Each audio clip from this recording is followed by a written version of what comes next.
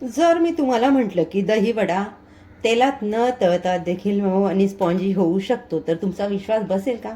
नाही ना. तर आज मी तुम्हाला तीच रेसिपी दाखवते. न तळताही दही वडे अगदी फ्लफी आणि स्पॉन्जी होऊ शकतात. चला तर मग करूयात सुरुवात. त्यासाठी आपण इथे वापर करतोय अर्धी वाटी मुगाची डाळ आणि अर्धी वाटी उडदाची डाळ. या दोघं डाळी मी 2 ते 3 पाण्याने स्वच्छ धुवून 4 ते 5 तास भिजत ठेवलेलं. आता त्यांचं पाणी काढून घेतलेलं आहे. आता आपण ह्या वाटपासाठी घेऊयात. आता इथे आपल्याला ह्या डाळी जितकं कमी पाणी वापरता येईल तितकं कमी पाणी वापरून वाटप करून घ्यायचं आहे. आता माझा मिक्सरचा जार लहान आहे, त्यामुळे मी हे 2 बॅचमध्ये वाटप करून घेणार आहे. डाळी आपल्या इथे छान फाईन वाटप करून झालेल्या आहेत. आता आपण वाटप केलेल्या डाळी छान फेटून घ्यायच्या आहेत. आता इथे हे पीठ फेटून घेताना आपल्याला चमचा, विस्कर, स्पॅच्युला जे काही असेल ते एकाच दिशेने फिरवायचं आहे. म्हणजे आपलं पीठ हळूहळू छान फ्लफी होईल आणि त्याचा रंग देखील बदलेल. आता ज्या वेळेला आपण डाळी मिक्सरला वाटप करतो त्यावेळेला मिक्सरचं भांडं तापतं. अशा वेळेला तुम्ही काय करू शकता, एक आईस क्यूब घ्या, ती डाळींबरोबर मिक्सरच्या भांड्यामध्ये घाला. म्हणजे भांड्याच्या आतमधलं टेम्परेचर मेंटेन राहील आणि डाळी छान वाटल्या जातील. इथे आपल्या पिठाचा हलका रंग बदललेला आहे, त्याला हलके लेअर यायला सुरुवात झालेली आहे. म्हणजे आपलं पीठ इथे छान हलकं झालेलं आहे. आता हे पीठ रेडी झालं, हे कसं चेक करायचं? त्यासाठी वाटीमध्ये पाणी घ्यायचं, पिठामध्ये थोडंसं पीठ घ्यायचं आणि वाटीतल्या पाण्यात टाकून बघायचं. पीठ आपलं पाण्यावर तरंगतं आहे, म्हणजे आपलं पीठ छान रेडी झालेलं आहे वडे बनवण्यासाठी. आता यामध्ये आपण घालून घेतोय चवीनुसार मीठ आणि खायचा सोडा. तर हे आपल्याला मिक्स करून घ्यायचं आहे, ओव्हरबीट करायचं नाही आहे, हलकं मिक्स करून घ्यायचं आहे.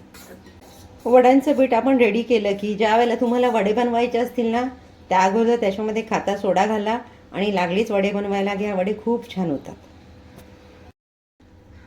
बाउलमध्ये मी 2 ग्लास पाणी घेतलं आहे, त्यामध्ये छोटा पाव चमचा हिंग घालून मिक्स करून घेतलं आहे. आता हे पाणी आपण साईडला ठेवून द्याव्या आणि वडे रेडी करायला घेऊया. आज आपण वडे बनवण्यासाठी अप्पेपात्राचा वापर करतो. माझ्याकडे लोखंडाचं आहे, त्यामुळे मी यामध्ये थोडं तेल घालून घेते आहे. पहिल्या बॅचला थोडं तेल जरा जास्त लागतं. तुमच्याकडे नॉनस्टिक असेल तर त्याला अगदी कमी प्रमाणात तेल लागेल.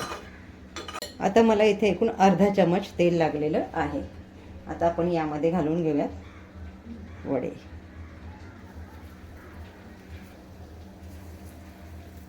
आता इथे आपण वरून अगदी थोडं थोडं तेल सोडून घेऊयात. गॅसची फ्लेम मी कमी केलेली आहे. यावर झाकण ठेवून द्याव्यात.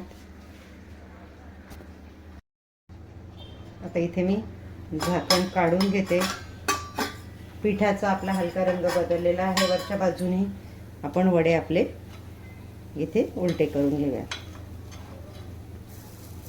खालून छान आपले वडे भाजून झालेले आहेत. आता ही वडे भाजून घेताना आपण गॅसची फ्लेम कमी ठेवलेली आहे. याच पद्धतीने आपण सर्व वडे पलटून घेऊया. वडे आपण पलट करून घेतलेले आहे. इथून मी अगदी थोडं थोडं तेल सोडून घेते. वडे आपले इथे छान दोन्ही बाजूने भाजून झालेले आहेत. यांना आपण आता काढून घेऊया.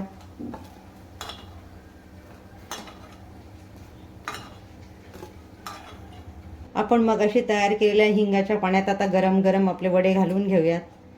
फक्त 2 मिनिटासाठी आपल्याला पाण्यामध्ये त्यांना ठेवायचे आहेत.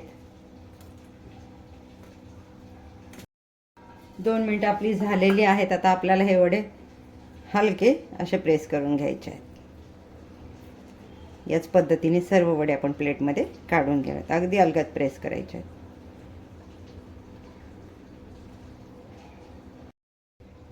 आता आपण घेऊयात प्लेटिंग करायला. यामध्ये आपण अगोदर सर्व वडे ठेवून घेऊयात. आता यावर आपण घालून घेऊयात थंडगार गोड दही. आहे की नाही, तळणाशिवाय आपण दहीवडे बनवू शकतो, तेही अगदी सहज सोप्या पद्धतीने. आजची रेसिपी तुम्हाला कशी वाटली मला नक्की कळवा. तुम्हाला अशा छान छान हेल्दी रेसिपीज बघायला आवडत असतील तर आसनाज किचनला लाईक शेअर सबस्क्राईब करायला विसरू नका.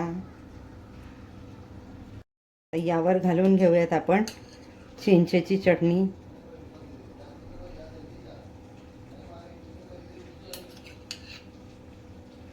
थोडी हिरवी चटणी,